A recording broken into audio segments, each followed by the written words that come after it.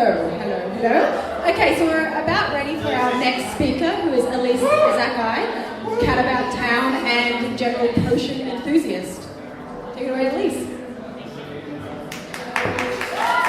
Hello everybody, how are you?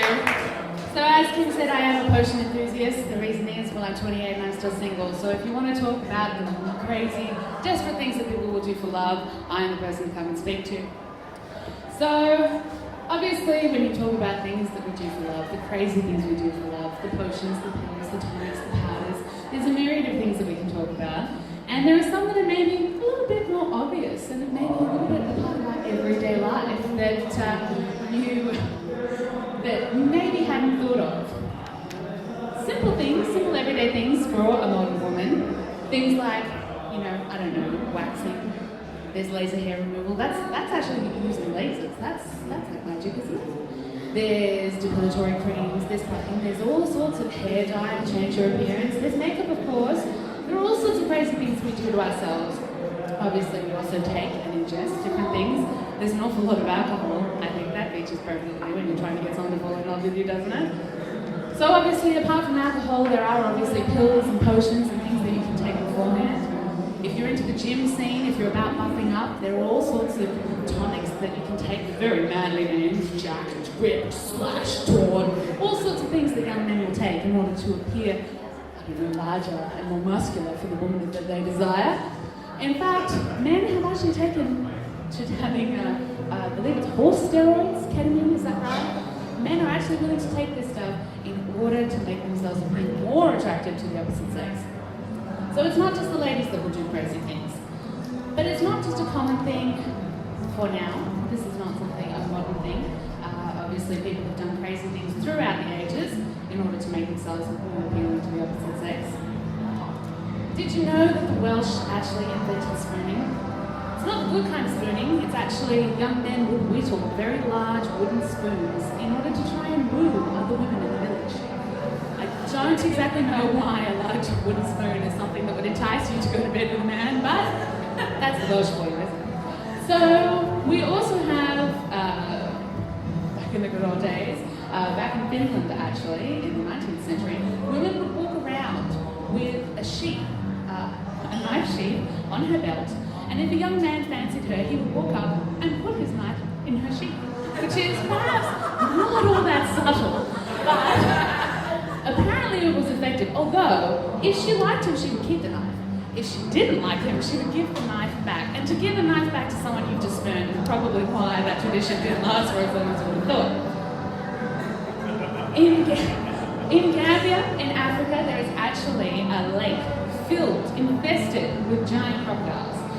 However, there is apparently a spell on this lake, and if you go bathing in it, you will then become more attractive, you will find yourself a partner, and you will have many, many babies with that partner. Men and women frequently go swimming in this lake, and they're relying on the spell that the crocodiles have cast upon them many, many years ago, that they will not eat you. They claim that no one has actually been eaten, but I think if you go into the water and you don't come back and you don't have anyone in your life anyway, who's going to say that you didn't come home? So possibly not the best idea either. What else? We also have my favourite actually. This is actually an Austrian tradition, again in the 19th century. In rural Austria, young women would go to dances. Obviously this is the place to meet a fella. They would cut up bits of apple and they would actually wedge it underneath their armpits while dancing. Alright? So not a lot of arm movement in the dancing. Then, at the end of the evening, if a young fella had caught your eye, you can actually hand over the apple. Sweaty morsel that it was. And if he actually took it and ate it, well, then he liked you. Surprise, surprise. So I think that we've come a long way, and I think that maybe alcohol is just best in using fruit in the maybe important ritual. But obviously there is a darker element to it, because what if someone doesn't want to suckle on your sweat from your armpit? What if no one wants to have your knife in their sheath? What do you do then? What if no one wants your spoon? Well, obviously then you get a little bit desperate, and you then maybe will go and you will find yourself someone who will lead you into the dark arts, the other methods of perhaps getting someone to fall in love with you. I don't know if you would actually want to have someone with you who was there because of trickery, who was there because they actually had no compulsion to be with you whatsoever, but they'd taken something, drunk something, had a spell cast over them. But for a lot of people, when you get older, when you get desperate, this is what happens, alright? So let's not knock it, let's just talk about it. So there are, for the lonely hearts of today, very many options. We don't have to go running into the woods, we don't have to go and find ourselves a naughty witch who will cast a spell for us. Thanks to the internet, all you have to do is jump online and type in love potion, or type in spell, or type in anything you want to about black magic, and a number of people will come up. Now, you really do have to be careful, because there are a lot of people out there who maybe want to take advantage of you. I hate to say it, they're not going to cast a spell, they're not actually going to send you anything in the mail, they're just going to take your money via PayPal, and that'll be the end of it. You'll never hear from them again. So do be careful. Lots of these websites do have testimonials from previous customers. That's obviously very important when you're looking for it.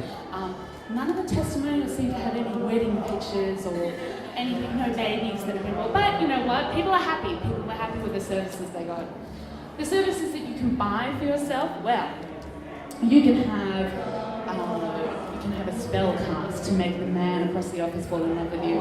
You can have a spell cast to make yourself more attractive, just in general. If you don't have someone in mind, you can just make yourself, I don't know, more wholly available for everybody else, and hopefully they'll notice.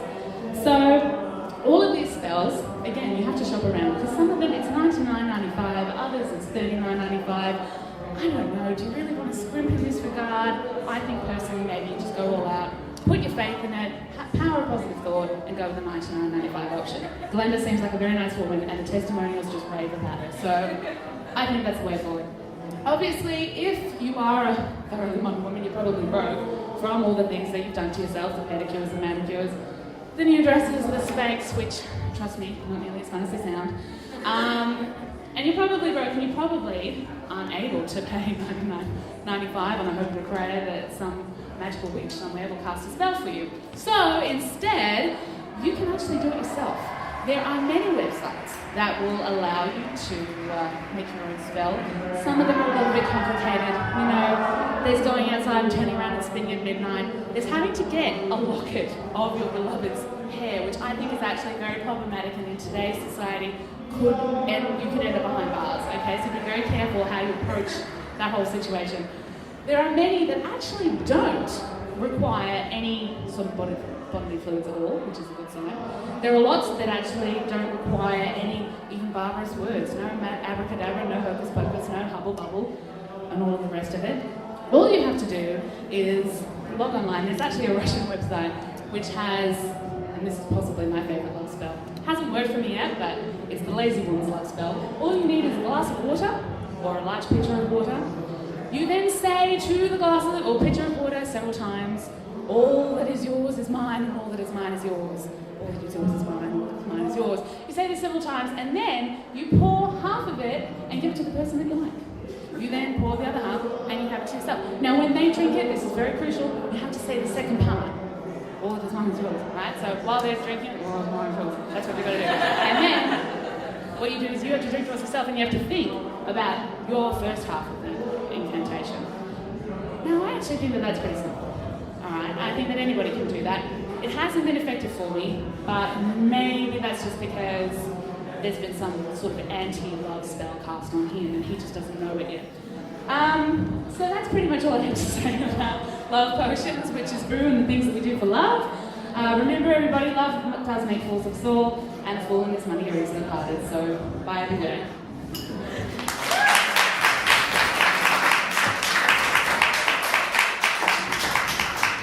Thank you, Elyse. Very good. All right, question time.